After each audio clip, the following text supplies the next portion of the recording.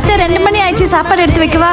டே தம்பி, ஏங்க வாங்க சாப்பிடலாம். இது என்னம்மா கேள்வி? 2 மணி ஆச்சுன்னா நீயே பண்ண வேண்டியதானே? நான் என்ன தப்பா கேட்டுட்டேன்? நீங்க நல்லா சாப்பிடுங்கம்மா, நான் இங்க நல்லா தான் இருக்கேன். என்னம்மா எப்ப பார்த்தாலும் போன் பேசிட்டே இருக்க? அங்க அவ்வளவு வேலை கிடக்கு. சீக்கிரம் போய் ட்ரெஸ் எல்லாம் வாஷிங் மிஷின்ல போடு.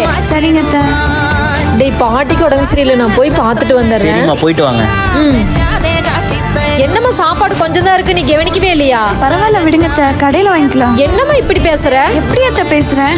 நான் எப்போ என்ன செய்வேன், எப்போ என்ன சொல்லலாம்னு காத்துட்டு இருக்கீங்க.